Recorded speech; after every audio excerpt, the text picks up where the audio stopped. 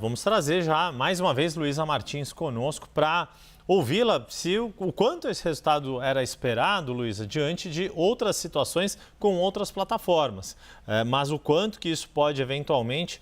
dar início a uma nova série de rusgas transnacionais, digamos assim, levando em conta que foi por causa desta medida relacionada ao Rumble e a ação do grupo de mídia de Donald Trump, dos representantes legais do grupo de mídia de Donald Trump e do Rumble, que levou àquela troca de tweets envolvendo o Departamento de Estado americano, Itamaraty, etc.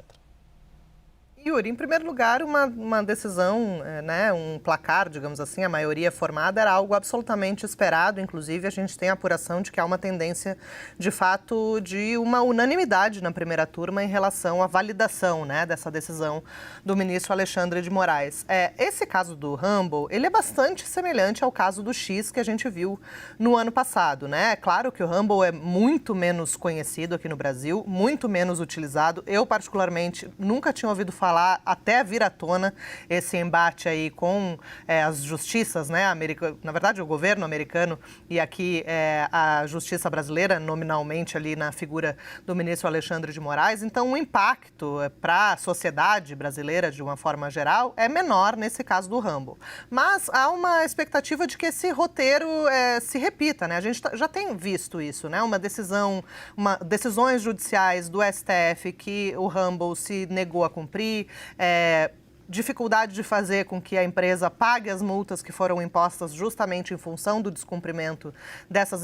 decisões judiciais e, por fim, a falta de um representante legal da empresa norte-americana aqui no Brasil. Ou seja, eram os 3 pontos que levaram ao bloqueio do X no ano passado e agora, como eu disse, a gente vê esse roteiro se repetir em relação ao Rumble. No caso do X, houve também uma decisão unânime da primeira turma em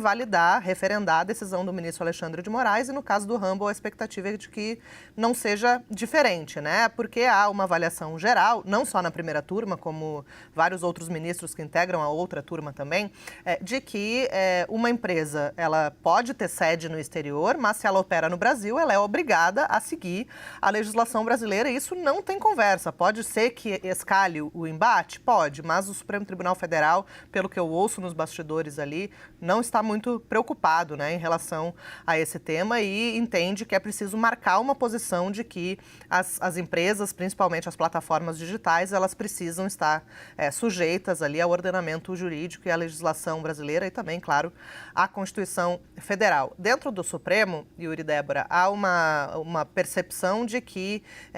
esse embate que surgiu, essa ação que foi movida nos Estados Unidos contra o ministro Alexandre de Moraes, ela tem um teor, assim, um simbolismo muito em função da insatisfação que existe com as ordens judiciais do ministro Alexandre de Moraes, que é relator de vários casos envolvendo atos antidemocráticos aqui no país, principalmente mirando agora o ex-presidente Jair Bolsonaro, já denunciado pela Procuradoria-Geral da República, considerando que Trump é um aliado de primeira ordem do ex-presidente Jair Bolsonaro. Há, de fato, uma avaliação de que essas ações na justiça americana, elas tinham um caráter muito mais simbólico do que propriamente um efeito prático, Algo que pudesse, enfim, de alguma maneira,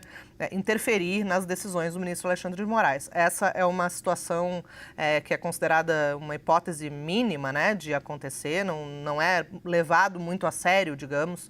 aqui nos bastidores do Supremo Tribunal Federal, porque, afinal de contas, há uma avaliação de que, quando um ministro assina uma decisão no Supremo, por mais que seja uma decisão individual, é uma decisão do tribunal, não reflete a opinião pessoal de um juiz ou outro. Então, realmente vira um debate institucional que impediria que a justiça americana pudesse ter qualquer tipo de ingerência sobre a atuação de um tribunal, de uma Suprema Corte de outro país, no caso, a brasileira. Então, vamos acompanhar para ver como vão ser os outros votos da ministra Carmen Lúcia e do ministro Luiz Fux, mas há uma tendência de que eles também acabem seguindo o ministro Alexandre de Moraes. Ou seja, tem análise e tem apuração também. A gente mistura tudo, De Luísa Martins, porque é isso. Luísa traz, então, adianta. Vai para além do breaking news que a gente acabou de dar. Formou maioria, mas Luísa acrescenta, segundo a apuração dela, de que deve formar, então, não só